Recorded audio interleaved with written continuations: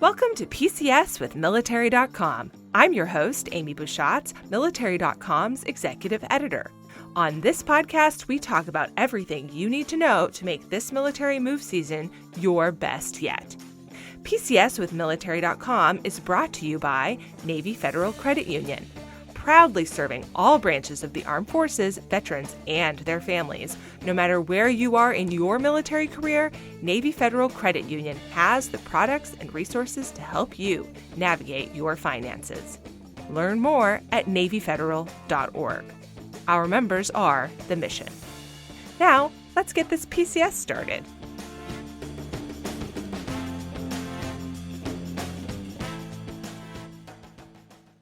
When a service member receives orders to a new location, it's not just his or her life and mission that's about to shift. The family, including the kids, typically comes too. We like to talk about how resilient our military kids are, making new friends, learning in a new school, and settling in. But coming alongside them, hoping to make it a little bit easier, are their parents, teachers, and community. But sometimes the system doesn't work the way it should, and military kids, especially those with unique education needs or challenges, are at risk of falling through the cracks. As a parent, you work to advocate for them, but sometimes the problems can seem insurmountable, and you need a little friendly help and expertise to get your kids settled. And for that, we have Meg Flanagan, an educator, advocate, military spouse, and parent. Meg has a master's in special education and a ton of experience in both classrooms and as a tutor. Today, she specializes in helping both military and civilian families navigate the dicey waters of making sure their kids are getting the help they need. And she's going to give us some insight into helping our kids successfully navigate a military move. Meg, welcome to PCS with Military.com. Thank you for having me, Amy. Okay, so give us some information. How many times have you moved with and without the military? I have, funnily enough, only ever moved with the military. I lived in the same house for the first 22 years of my life.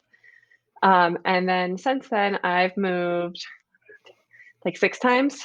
Yeah, so I feel like you're making up for lost time. Yeah, you know. And where are you guys geographically today? We are currently in the DC area. So living that high life. Yep. Living the political life over here. Very fun. Okay. And the traffic life. I think gosh. enough of us get stationed where in very rural locations, that's super culture shock to go somewhere where there's other humans driving. We've only ever lived in high traffic areas. So we've lived in San Diego. So we had the delightful 5 and the 105 and the 705 and all of the highways. And then we lived in Okinawa, which it takes forever to get from one end to the other of that teeny tiny little island. And now in Northern Virginia, where it takes an hour and a half to go 15 miles. Okay. So your expertise is in helping parents navigate sticky kid education stuff, around their military moves. But I want to kick off this conversation first at sort of a higher level. So what are some things that are a challenge for every parent, no matter their kids' specific education needs? What do you see are common problems? So the big thing that every parent is going to deal with is literally moving their child from one school to another. So because we don't have, so let me walk that back. We have Common Core standards, which are guidelines at the national level, but not every state has adopted them in full. And every state can make adjustments to them. So not every state has the same educational standards per se, which means that moving from, say, California to Virginia, your kid is going to have 2 different sets of standards, and making that jive, especially once you get into high school, can be very challenging. It's also very challenging for parents to make sure that services are equitable and equal from place to place. And that's not just for kids with an IEP or a 504 plan. We're talking gifted education, honors courses, sports, soccer, clubs, band, all of that. You're trying to make this as seamless as possible because military kids, every child has so much else going on in their life right now, and moves are stressful to begin with. The Hmm. other thing that every family that moves, military or not military, is figuring out how to assess which school to enroll your children into. So there are ranking websites out there. We have all known them. We somewhat like them. We're talking niche, great schools, to a lesser extent, School Digger. I don't think that one's been updated in a little while. It's a one-man operation, School Digger is. But niche and great schools don't always, how shall I put this politically correctly? They don't always find value in diversity Hmm. and populations that are maybe socioeconomically stratified or where there's a heavy concentration of children with unique learning needs. Hmm. So, for example, Northern Virginia is a really great testing ground of this. There are many incredible schools here. They're all very low rated if you look at them. So, like Alexandria City Schools, school system I am intimately familiar with. Most of their schools are rated like 5 out of 10 or below. Not great, right? No. However, what they're failing to tell you is that those schools have a huge English language learner population. Hmm. Huge. Some of the schools have a full bilingual program starting in kindergarten. Most of the schools are Title I schools. Most of the schools have a robust and economically adjusted, so less expensive Hmm. for the area, after school program. They're all connected to a community center. They all provide free lunch programs. They all have breakfast programs. They like the list goes on and on. How are these schools rated? Twos, threes, and fours. Right. How is that possible when you're talking about an incredibly enriching cultural experience? So, what all parents have to do is they have to understand what the ratings mean versus the reality of the school. And that's a Right. challenge when you're not actually there in person. Sorry, that was really long winded. No, no, no, no. That's great because you're absolutely right. Like I moved my kids and we're looking for a house. The realtor can't tell me really anything about the school. They're really not supposed to do that, right? So I'm looking at the rankings and I'm hearing one thing and reading another, you know? Yep, And absolutely. that's a big challenge. Okay, so what are things that parents can do to help them navigate this stuff? So okay, I look at the rankings. It's not real. How do I figure out what is real? So the best way, so originally when I started out as an education advocate and advisor consultant for military families, I also relied on niche and great schools and School Digger. No more. I rely specifically on the State Department of Education's report card. So every single state has a report card for every single school, and you can go and look it up and it will break it down. It doesn't give it a ranking or a rating, it just says how many kids have passed the test at a given grade level, what's the diversity of the school, breaking it down into socioeconomic categories, what does free and reduced lunch look like, what's the graduation rate at high school, how about honors courses, AP courses, clubs, activities. It kind of touches on those Mm, intangibles. mhm. So as a good first step, I would still go to niche and great schools, and then just to get an idea of where schools are and what the boundaries look like. Places are constantly redistricting, and so the school that that you wanted at address A perhaps is no longer the school by the time you PCS there, 2 months later. The other thing, so you've looked at niche and great schools just to get a look-see, and now you're going to go and you're going to pull the short list of report cards from the State Department of Education for pass number 2. And the schools that are left on your short list are your schools that you're going to interview. You're going to send an email to the principal, to department chairs, to Mm, coaches, to anyone that you envision your child interacting with over the course of your time at that duty station, and just say, hey, tell me about your program. This is my Hmm. kid. This is who we are. Military family. I mean, or don't disclose that. Totally your call. You don't have to disclose military family, but reach out and let them know your kid is coming, what they're interested in. If there are, especially in high school, if there are letters of recommendation or anecdotal reports from, say, a band director, a theater director, sports coach, club mentor, whoever, English teacher, send those along too and say, hey, this is who my kid is. How can we make this program work for them? It'll That also, yeah, I'm I don't know why it never occurred to me to do that before. It's right? not rocket science. Like you're suggesting, effectively interviewing these people, Hmm. who theoretically are teachers because they like teaching and shouldn't have a problem with that. Um, and that's never occurred to me before. And it really, honestly, you're not the first person to say that to me too. I was advising someone else last spring, and she was just like, "What do you mean email them? I can't email them." And I was like, "Oh, 100% you can." And they are waiting for your email. Hmm. They Hmm. want you to email because the more people that like us, like military families, the more word of mouth grows about how great their school is or how great their school system is. And then suddenly they have more students, which means potentially more money, which means their school gets more awesome. Right. Right. They And want you to be there. And I'm thinking about, my interactions with my children's teachers, right? That of the school they're in, and if they love parent interaction. Absolutely. They're like begging for parent interaction. And so the idea of starting that before it even starts is, I mean, that it seems like it shouldn't be rocket science, but I'm over here feeling like we just, went to Mars or something. And starting off that way by interviewing the school means that your name and your kid's name are already on their radar Or and flagged as troublemaking. flagged. But being an involved and active parent actually works in your favor. A parent who can walk the line of, I'm a supportive parent.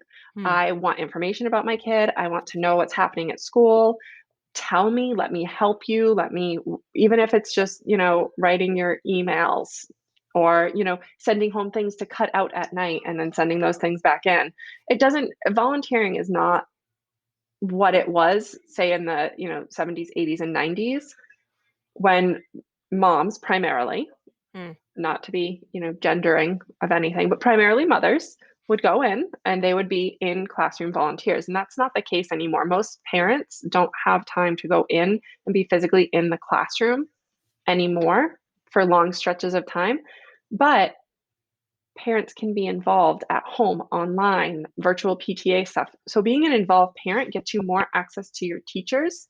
And if you have more access and a better relationship with your child's teachers, then it's easier to have those hard conversations when things maybe take a turn for the not so great. And it's easier to get insider information. So for example, when I was in the classroom full time, I had I had a ton of involved parents, right? But then I could also reach out to them and say, hey, you know what? We're really looking for blah. And they were like, oh my gosh, stop it right there. I'm going to get you blah. Don't even worry about it. But then when they came to me and were like, you know what, my kiddo is, we're taking a trip with grandma and obviously before times pre COVID, um, taking a trip with grandma. It's going to be over a long weekend. What can we do? I had no problem Hmm. at all making that kiddo advance work to take with them if the mom and dad wanted it Right. because Right. they had already it's a two-way street. They had already come and gone up to bat for me and made sure that my classroom was good. Of course I'm going to do whatever I can to make their kiddo and this trip happen for them in a way Right. that's equitable and productive. Yeah. Yeah. Oh, that's such good advice. See, I knew you were the right person to talk to for this. Just spidey senses. What can I say? I cut you off though earlier, No, in you're your good. recommendations because I got sidetracked by excitement on something I'd never thought of before. What else did you have that I was waylaying us on? So mostly about the transferring process, which goes back to exactly what we were saying, getting those anecdotal records from teachers, Hmm. reference letters, especially for like specialized clubs or sports. It's often so I'm thinking again of big city high schools. So we Hmm. have It's big city high schools. There are 3,000 kids at a high school. How are you going to get your kid onto the coveted soccer team or football team when there are Right. approximately 1 bajillion children trying out for those two open spots? You're going to get them there with reference letters.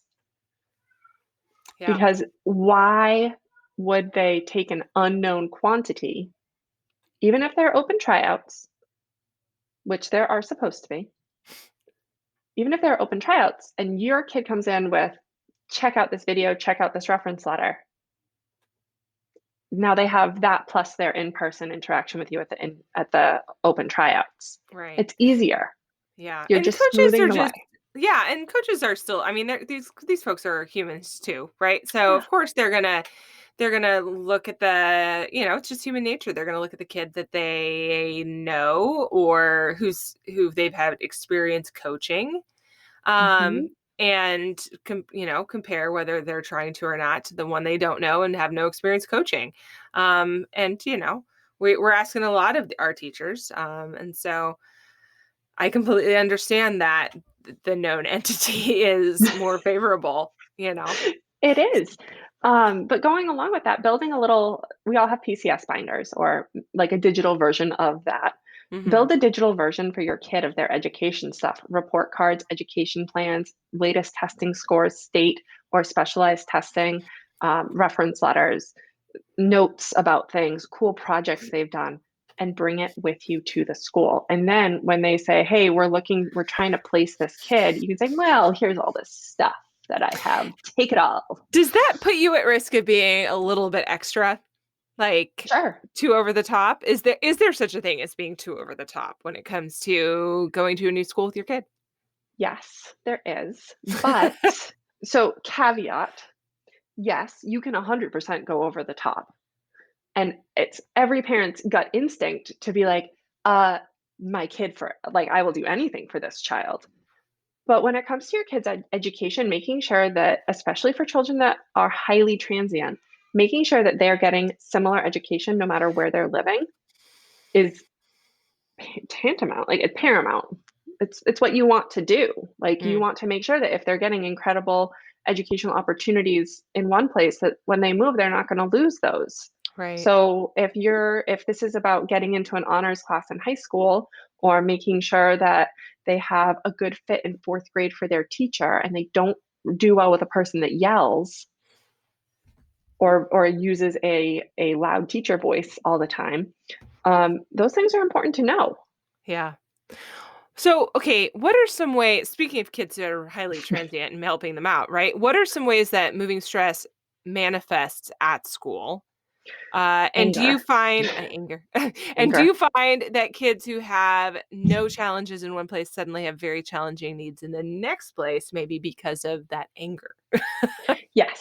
So my family just moved houses like a Mm, mile away, but we moved.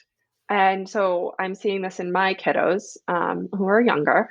So we've got anger, we've got aggression, being withdrawn, being moody, sadness, non-compliance with, standard directions, please clear the table. And also conversely, a stronger desire to please, hmm. stronger desire to please. So little things are triggering. I can hear my kiddo right now being triggered. Um, I like it. It's little, like a real life. yeah. You know what, guys? Listen, we have this podcast, PCS with Military.com, and we are talking to real people, and they have real children. This is not an actor. I am not an actor. I'm an actual mother. I play one in real life, but not on Anyway. TV, unfortunately. So anyway, so little things, set them off. So things that you might, once your kid is settled in their norm, they could be, the coolest cucumber on the block. Nothing ruffles them, nothing phases them. They have great friends, they're kind, they're generous, good grades. And then a PCS starts coming down the pike and they could become withdrawn from those friends. Think about your own preparation as an adult for a deployment. You might pull back from your spouse to kind of maybe ease the breakup. No. No. No, never did that. You might be angry at your spouse No, for leaving no.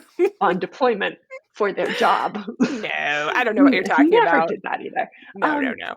you might become sad, you might become depressed, you might have that hair trigger temper, you might have a range of emotions.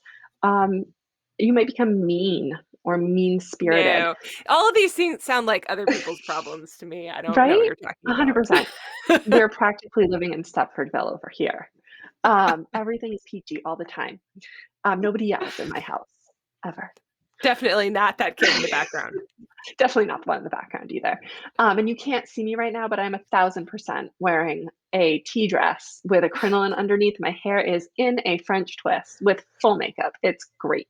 You are the very Um, picture of military spousedom. I look like I just rolled out of what is it, parade rest or roses and Yeah. thorns, like the Marine Corps, like how to be a Marine Corps wife. And I say wife because that's when they were written. That's right. Mhm. Um, but anyway, so kids are gonna picture how you feel as an adult and now put that in a tiny little body. Mm, They have all the same emotions and they're going to express those emotions in a variety of ways, just like you do when you're confronting a big life transition. Um, so you can see a dip in grades or conversely a rise in grades hmm. because kids are unpredictable. And so, yes, kids who don't have challenges in one place or have not historically had challenges in their current location may suddenly have challenges right before they move or when they arrive in their new location. There could be additional challenges. And that's why it's important to do what we were talking about before, which is communicate with the teachers and let Mhm. them know what's going on. I mean, like you said before, you don't have to disclose that you're a military family. But doing so could potentially help the teacher understand how to better serve your kid. Absolutely. Especially if you're moving to a place that is not solely or predominantly military. Mm-hmm. So obviously, like around Fort Bragg, you're going to have mostly military kids. And so those teachers are hopefully very used to having a military child in their classroom. Right. Counter that with San Diego or other big cities, Northern Virginia. Like my daughter's maybe one of three known military children in her entire grade. Mm, Like they don't have this exposure in the way that other teachers do at right. like military hubs where it's lots of military all the time and Sure. no one else. Sure. Let's take a pause to thank our sponsor, Navy Federal Credit Union. You can let Navy Federal Credit Union help you save on moving expenses with one of their low rate credit cards. You'll enjoy a 5% lower average APR than the industry standard, plus rewards that don't expire as long as the account remains open. And they have 24/7 help from their US based member service team. Check out NavyFederal.org for more information. Navy Federal Credit Union. Our members are the mission. So we've talked about general challenges. I want to get really specific into sort of the um, more specialized things that you deal with as a part of your job as an advocate and assistant on this subject. So first, talk to us about one of the helpful, quote, supposedly helpful tools that we have as military families so that we can get into the nitty gritty. What is the Education Compact? People, I'm sure, have heard of this. Mhm. It's hard to know what it is, what it's supposed to do, or what it actually does, which are two different things. So, what is it? Correct. Fill us in. So it's definitely a tool in your tool belt. It is not the golden bullet that you are looking for. You can leverage, so the Military Children's Interstate Compact or MIC3, Ah, such yes, a nice MIC3, acronym. Military Interstate Beautiful. Children's Compact Commission, MIC3, is basically designed to help ease transitions. So moving from one school to another, you don't lose placement in the gifted and talented program. It ensures that your it's like a double dose for kids with an IEP, because IEPs do transfer anyway. But it's like a double dose of like, hey, just a reminder. In addition to federal special education law, you also have to honor this child's education plan because they're a military child. Um, it helps with, like I said, gifted education, which is not a federally recognized education category, by saying that this child is in the gifted program in location A, and therefore in location B, the child will be enrolled into a same or similar gifted program level. It also helps with getting onto teams and into clubs and into band. So even if you arrive after the open tryouts have passed, there is a loophole caveat way of getting your child looked at to join the team. Hmm. Little known, and it's hard to use. The tricky part comes when it comes to high school. So elementary school, middle school, unless your child has outside of the general education needs, we're talking, IEPs, 504 plans, gifted education, unless your child has one of those, moving your child from school to school is fairly simple. It's as simple as getting their transcript and hitting enroll at the next school. Easy peasy. So when it comes to high school, you're suddenly talking about college and potentially scholarships and Mm. sports that actually matter in terms of Mhm. getting into college potentially, or if your child is extremely talented, going from high school to a professional sports contract. Very rare, but maybe it could happen to you. Who knows? Um, so suddenly all these things matter, as well as graduating on time. So you don't want your PCS in the middle of junior year to derail your kid's graduation next June, because sometimes that has happened in the past before MIC3. What MIC3 basically guarantees in high school is that your credits will transfer to comparable courses. This runs into problems because not all courses are taken in the same order or titled the same thing. So for example, in one place, you might have to take American History 1 in freshman year, and then American History 2 in sophomore year, and then World History, and then Modern Europe, and then, but they could be called something different. It could be, I've seen things like just like freshman history. What does that mean? So then you actually have to go to the course description. And what I've advised clients to do is to actually pull up the course description of their current high school and any previous high schools for their child, as well as the receiving high school, and compare with like a highlighter, and then send those documents and say, actually, they've done this course. Right. Because freshman history is not the history of freshmen, It's probably. not the history of freshmen. Freshmen really have no history at that point. They're like 13, I Right. think. And so it's important to make sure that you know what your kid has done and compare that to what the new school is asking for. But the education compact itself correct me if I'm wrong on this, okay? This is my non-educator expert understanding.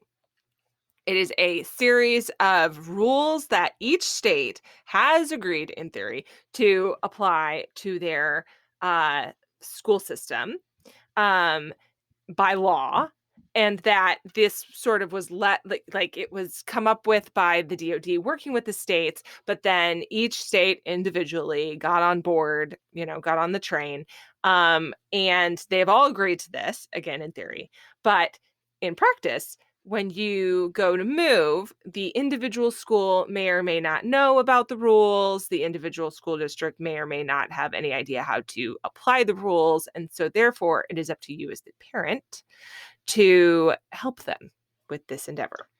That is correct. Okay.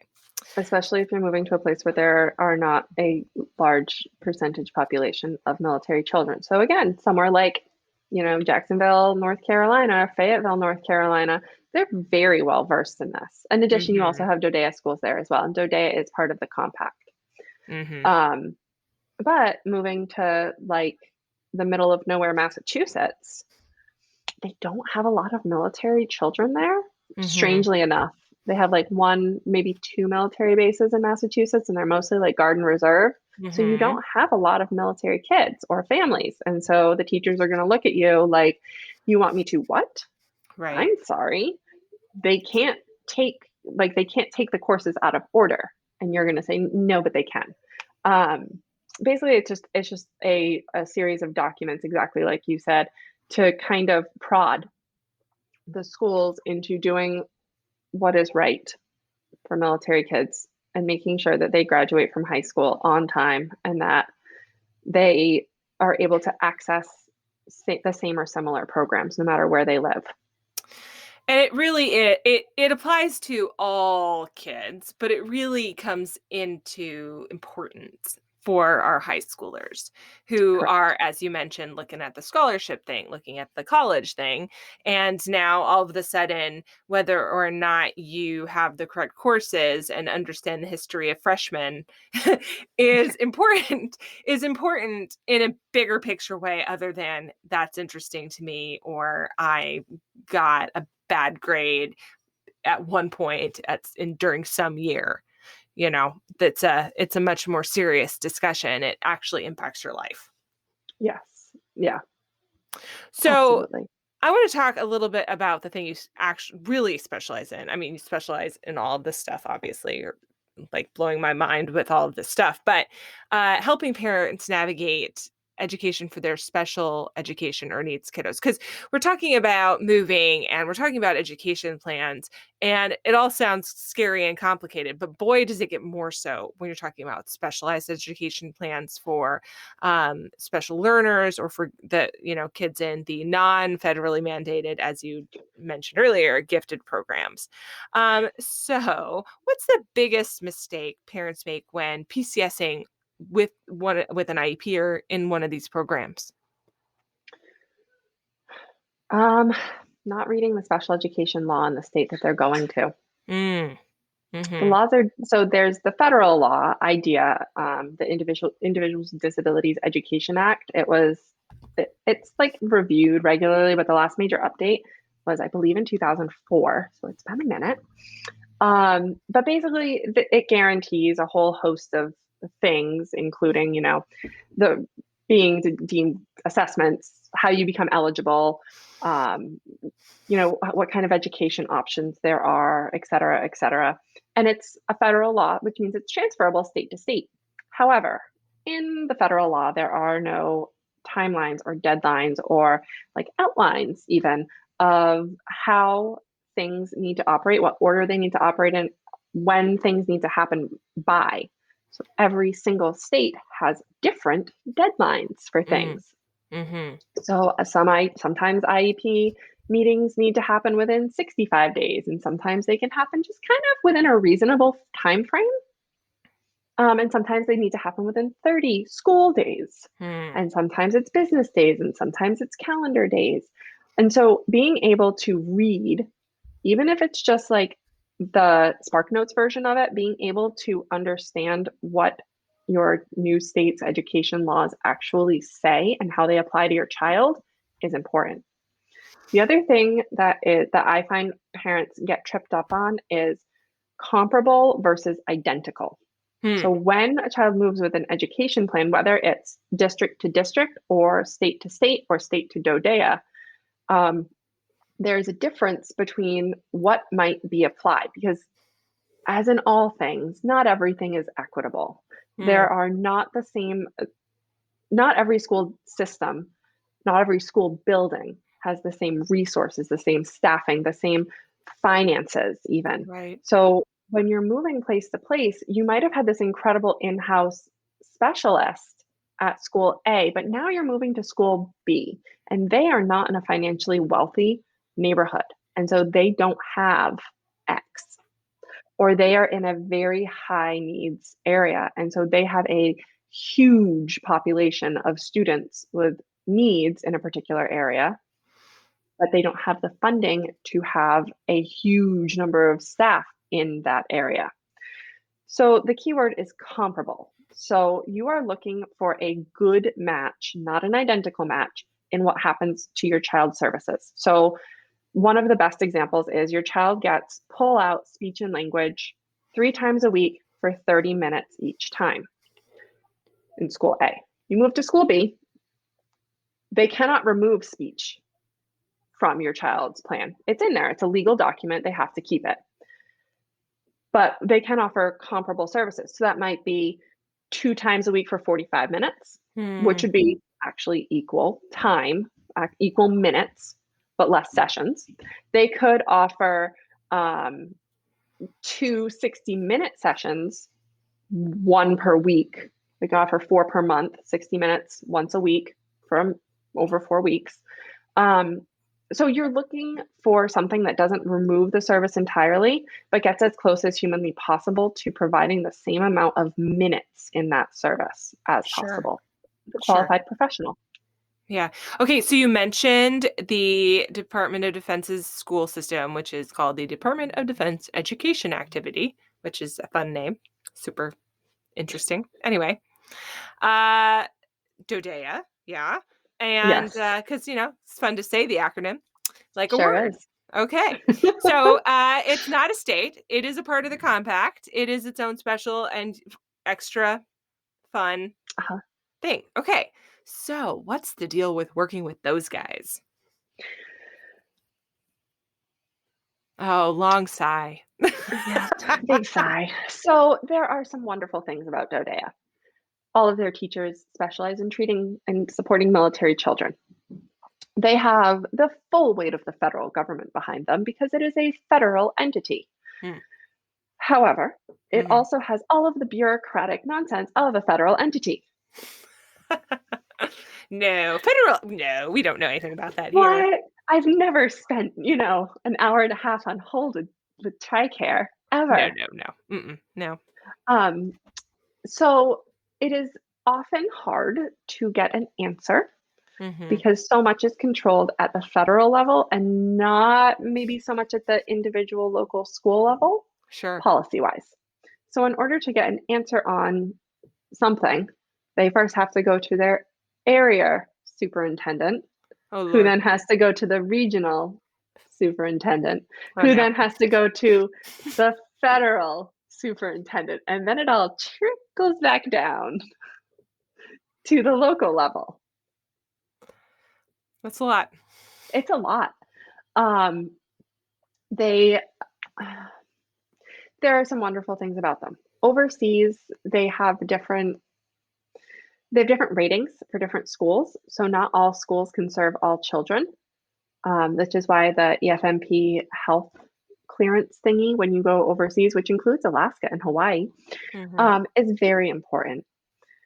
Because if you wind up in a school with that cannot serve your child, that's you're kind of in a catch-22. Like, yeah, you got to be there, but also your kid can't get the things they need there. And so Right. now you're either going to be moved home early, which I've seen, Hmm. or your spouse is going to be put on unaccompanied, which I've also seen, Yeah. or you're going to be paying a ton of money out of pocket for either local services, so which could be super fun if you're in, like, say, Japan and your child needs speech and language and there are no American speech language therapists on the island. Hmm. Um, or you could pay a boatload of money for a virtual specialist. Um, it so you've just gotta do your homework. And really their school's just like any other school, um, with the added fun level of federal bureaucracy. Sure. Okay. Give us now that you've scared us, by the way, and we're feeling very Dodea is nervous and lovely. worried. They're fine. They're Now that you've fine. scared us, give us 2 or 3 tips for parents to walk away with here if they're about to PCS and this conversation, like I said, was scary. What are some things, so not just with the federal system, with all the, like what are Yeah. some things that parents can do to prepare right now after we end this episode? So first, please take a very deep breath. Enjoy a beverage of your choosing, Okay. Yeah. whatever that beverage may be. Mm. Perhaps a comfort food. Um, Find a battle buddy. Judgment-free A zone. judgment-free zone. Really, just find someone that you can vent to because I this is very stressful. Um, and then another deep breath. So many deep breaths. Maybe some yoga. I don't Mm. know. That's step one. Just relax. Take a beat. Step two is to start building your child's education portfolio. So this is going to be larger if you have a child with any sort of additional needs, Mhm. disabilities, gifted and talented, whatever, all of that. Um, you are going to want to make this digital so that you don't have to, lug multiple 3-inch 3-ring binders with you in your suitcase to Japan or Germany, or just across the country. No one wants to do that. Make it online. I personally find Google Drive to be really easy for this because everyone can get into Google Drive and then you can just, share individual documents to individual people as needed. They're very easy to attach to emails, especially if you're a Gmailer. You're going to want to make sure that you are reaching out, or in high school, your child should be reaching out to people in their life, coaches, teachers, mentors, admin, guidance counselors, anyone that is important to your child at school should have a letter, a reference letter, an anecdotal report. In the elementary years, this is just like here's my student letter, like, hi, from Mrs. Smith. This is Johnny. He's real great. He loves rockets and dogs, and he can read at level blah, blah, blah in the blah, blah, blah test. Just like a quick little, here's this kid from the classroom teacher or from the subject area teacher, and also coaches and all that good stuff. Just put it all on Google Drive. Then take another deep breath, and you're going to start doing research on where you want to send your child to school. And obviously, please consider all possible options: public, private, charter, homeschool. There's lots of good choices out there. There's no wrong choice when it comes to your child's education, just the best fit for your child. Look at great schools, reach out to individual schools, look at those report cards. Yes, it will take some time. So just, small bites every day, just a little tiny bite. It's okay. With the breathing and the yoga and the beverage of your choice. So much breathing, so much yoga. I had sticky notes everywhere when we were moving last time. And that was just moving from like preschool to kindergarten. So yes, I am that parent who is extra. Yeah. I'm also the teacher who is extra. So it balances out. Good times. Meg, how can people find out more about you? So I have a very complicated website. It's just megflanagan.com. All right. It's one N in the middle, one N. Very good. Or you can look at Meg Flanagan Education. I'm on Facebook, Instagram, and Twitter, but mostly on Facebook. And we will have your website, etc., linked in the show notes so people can find it. Meg, you have left us with a wealth of not at all overwhelming information. So thank you. But truly, you've boiled it down for us, and I really appreciate that. So thank you so much for joining us today on PCS with Military.com. Absolutely. Thank you for having me. Thanks so much for listening to PCS with Military.com.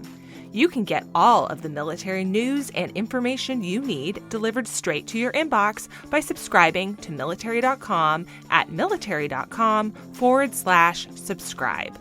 A special thanks to our sponsor, Navy Federal Credit Union, proudly serving all branches of the armed forces, veterans, and their families. No matter where you are in your military career, Navy Federal Credit Union has the products and resources to help you navigate your finances. Learn more at NavyFederal.org. Our members are the mission.